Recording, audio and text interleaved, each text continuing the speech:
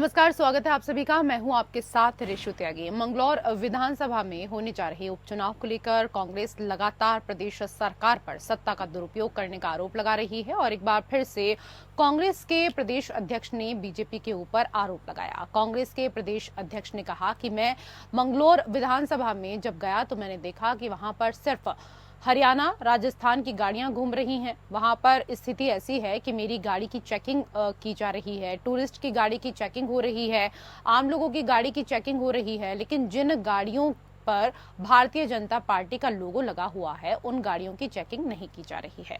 बद्रीनाथ विधानसभा में हो रहे उपचुनाव में बीजेपी की तरफ से राजेंद्र भंडारी प्रत्याशी हैं। राजेंद्र भंडारी इससे पहले कांग्रेस के विधायक थे और उन्होंने कांग्रेस पार्टी से इस्तीफा दिया, जिसके बाद वहां पर दोबारा उपचुनाव होने जा रहा है और उपचुनाव में इस बार राजेंद्र भंडारी बीजेपी के प्रत्याशी हैं। वहीं कांग्रेस के प्रदेश अध्यक्ष लगातार राजेंद्र भंडारी के ऊपर सवाल खड़े करते आ रहे हैं और एक बार फिर से उन्होंने राजेंद्र भंडारी के ऊपर सवाल खड़े किए।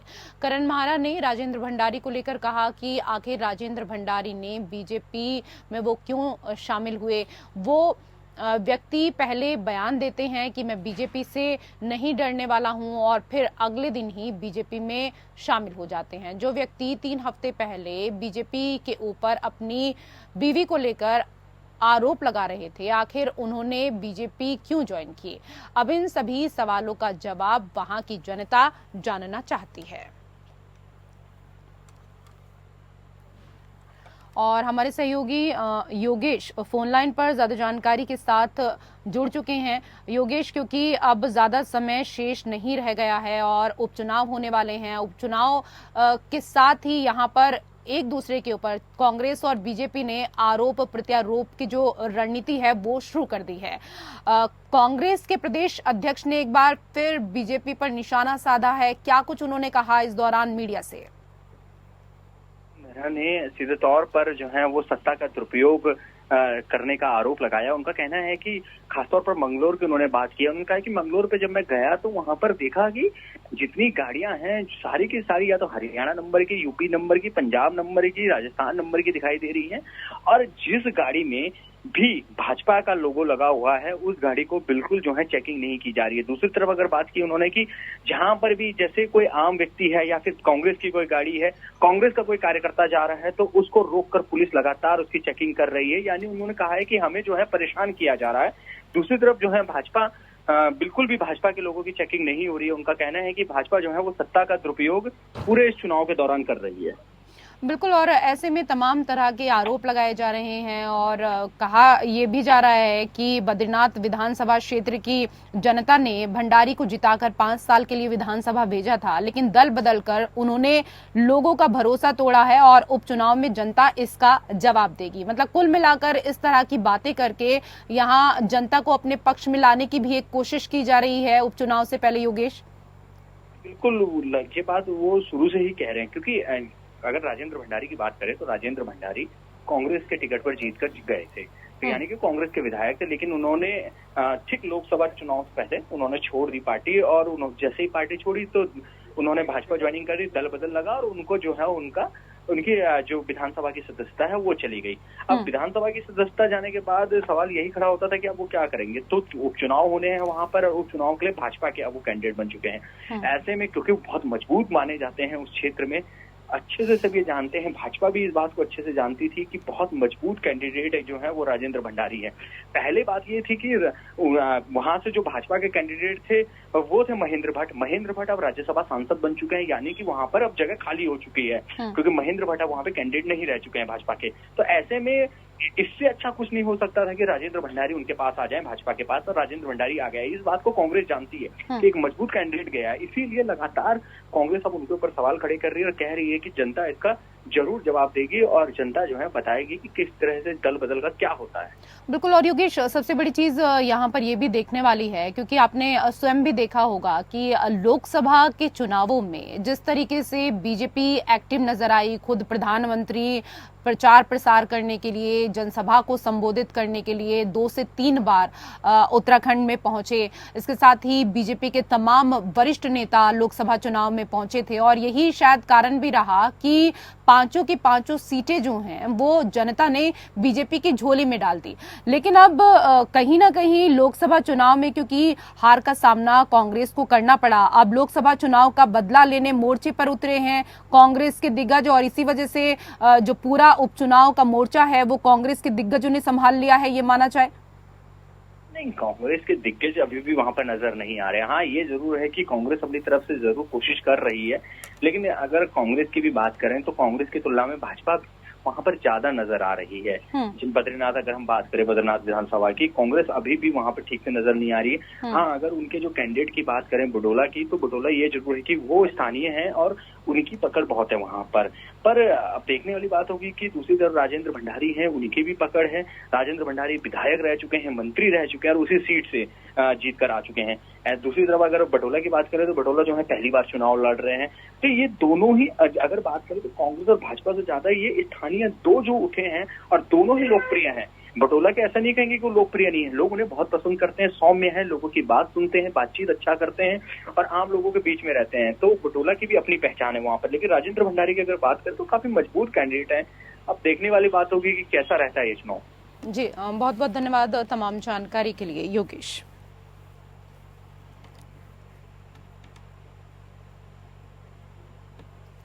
और उधर जनपद हरिद्वार में किसानों के वरिष्ठ नेता चंद्रपाल बालियान का निधन हो गया। किसान नेता के देहांत के बाद बीजेपी के कई दिग्गज नेता उन्हें श्रद्धांजलि अर्पित करने के लिए उनके निवास स्थान मंगलौर क्षेत्र के मंडावली गांव पहुंचे। बीजेपी के पूर्व कैबिनेट मंत्री स्वामी यतीश्वरानंद, बीजेपी जिलाध्यक्ष सहित मंगलौर उपचुनाव के लिए घोषित प्रत्याशी करतार सिंह भड़ाना भी उन्हें श्रद्धांजलि अर्पित करने के लिए पहुंचे।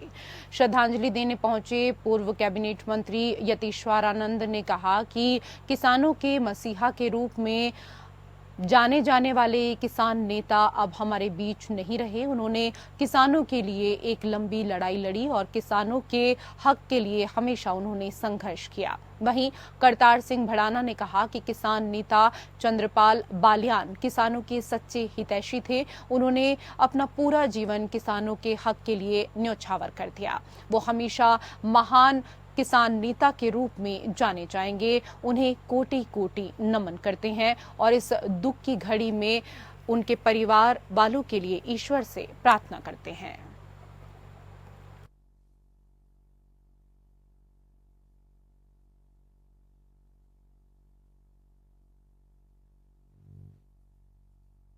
वीरेंद्र चौधरी इस वक्त फोन लाइन पर जुड़ चुके हैं, क्योंकि अगर बात करें वीरेंद्र तो किसानों के एक बड़े नेता, किसानों के मसीहा कहे जाने वाले किसान नेता का निधन हुआ और इससे हर कोई स्तब्ध नजर आ रहा है।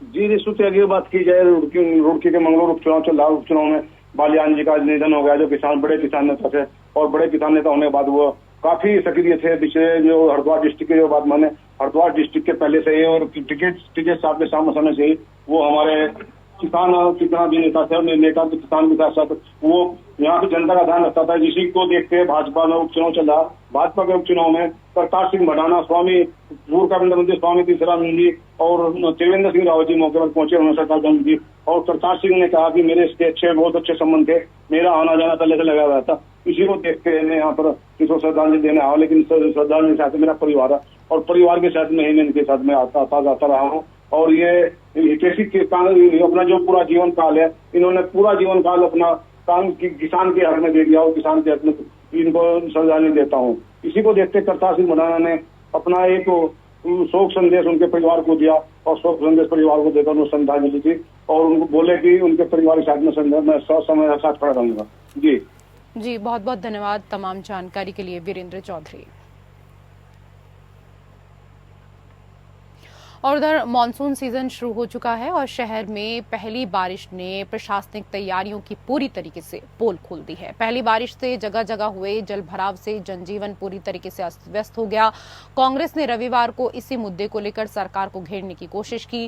कांग्रेसी कार्यकर्ताओं ने शहर के नालों की सफाई बरसात से पहले न होने पर इस दौरान नाले में उतरकर ढोल और थाली बजाकर अनोखा धरना प्रदर्शन किया है। कांग्रेसी नेता अशोक शर्मा ने बीजेपी के नेताओं पर निशाना साधते हुए कहा कि शहर विधायक अधिकारियों के साथ बैठक तो कर रहे हैं, लेकिन नालों की सफाई को लेकर की जाने वाली व्यवस्था को नहीं देख रहे हैं। उन्होंने बीजेपी के नेताओं पर निशाना साधते हुए कहा कि शहर के नालों की अभी तक सफाई नहीं की गई है, जो भारी बारिश के बाद शहर में जलभराव की स्थिति पैदा कर देती है।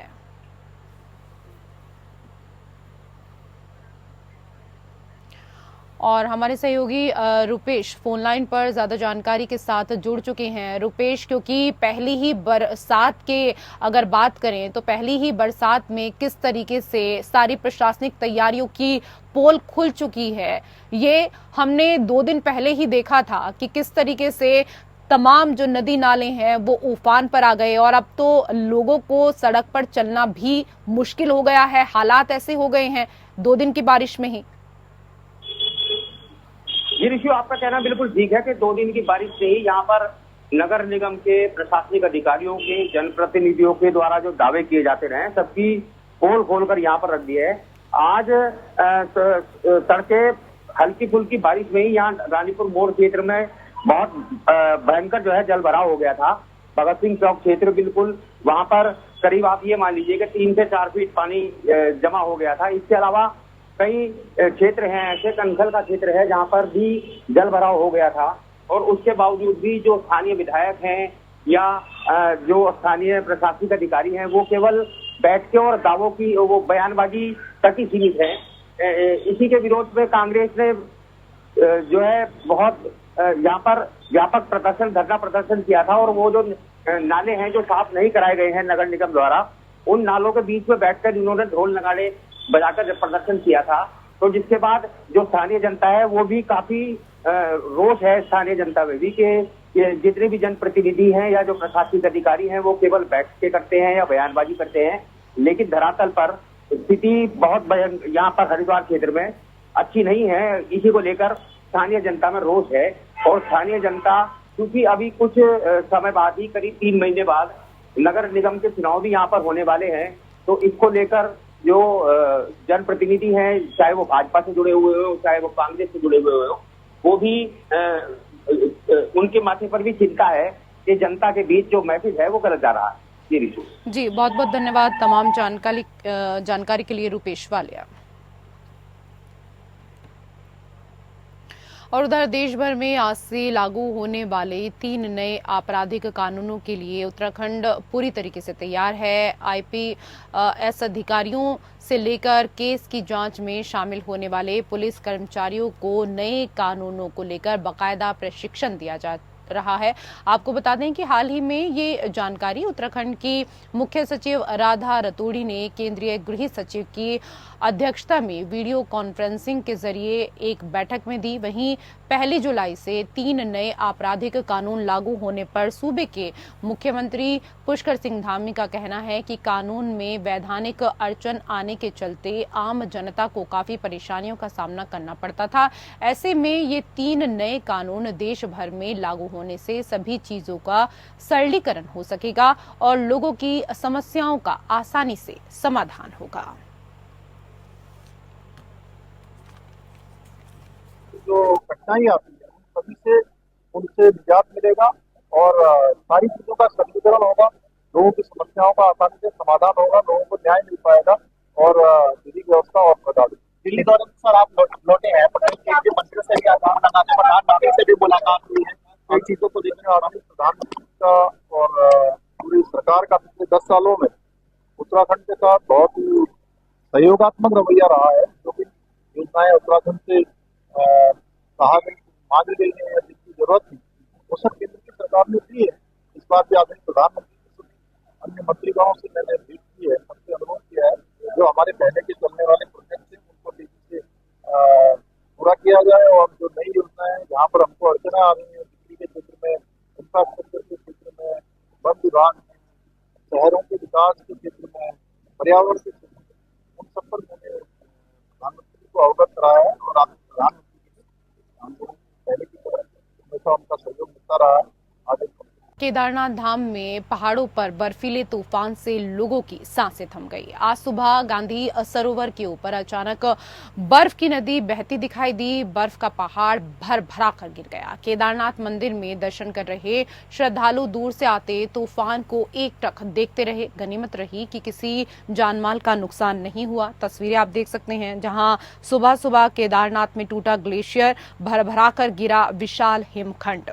केदारनाथ धाम में आए बर्फीले तूफान के कारण लोगों की सांसें थम गई। सुबह जब लोग दर्शन के लिए जा रहे थे तो गांधी सरोवर के ऊपर तेज आवाज के साथ अचानक बर्फ की नदी बहने लगी। गनीमत रही कि जानमाल का नुकसान नहीं हुआ। मॉनसून बरसात के बाद केदारनाथ में एवलांच हुआ और केदारनाथ धाम से 4 किलोमीटर ऊपर की ये तस्वीर आप देख रहे हैं अपने टीवी स्क्रीन पर।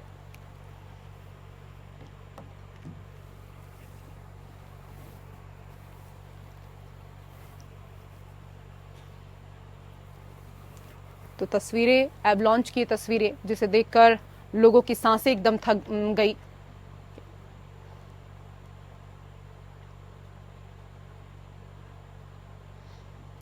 उधर लद्दाख में T-72 टैंक को शोक नदी पार करवाते वक्त भारतीय सेना के 5 जवान शोक नदी का जलस्तर बढ़ने के कारण शहीद हो गए हैं। देश सेवा में शहीद हुए 5 जवानों में एक शहीद DFR भूपेंद्र नेगी उत्तराखंड राज्य के पौड़ी जिले के रहने वाले थे, जिन्होंने देश हित में अपने प्राण न्यौछावर कर दिए।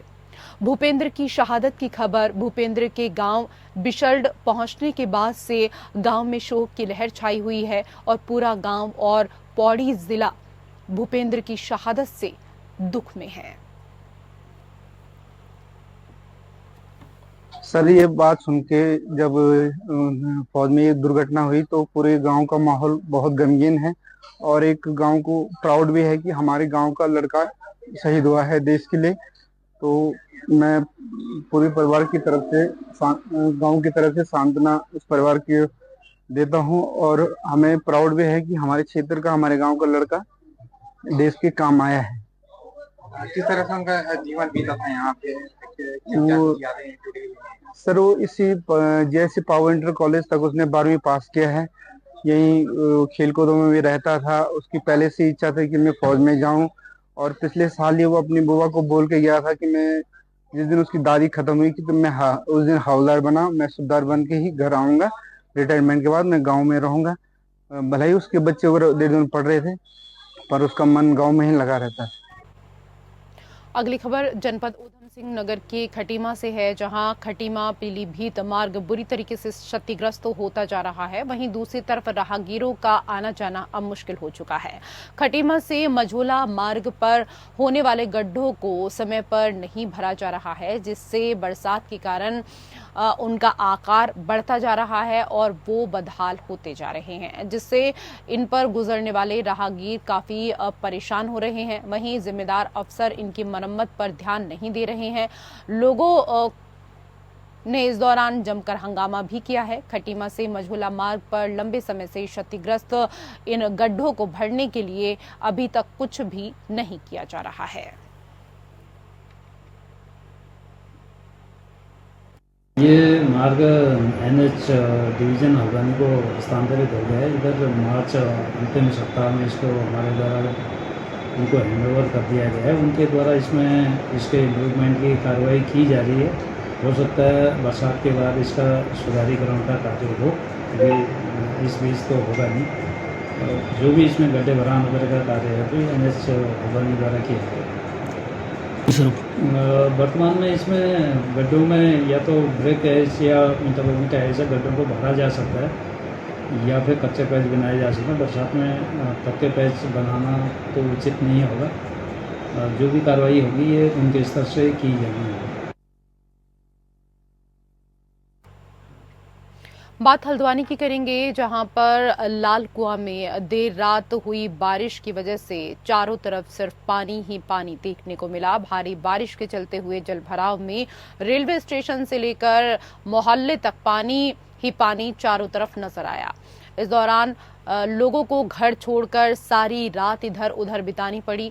बताया जा रहा है कि कई लोगों का सामान और राशन भी इस जल के चपेट में आ गया। कई परिवारों को इस दौरान मुश्किल से रात काटनी पड़ी है। भारी बारिश के चलते रेलवे ट्रैक पर भी पानी भरा रहा। उप जिलाधिकारी परितोष वर्मा को जानकारी मिली तो उन्होंने तत्काल मौके का मुआयना किया।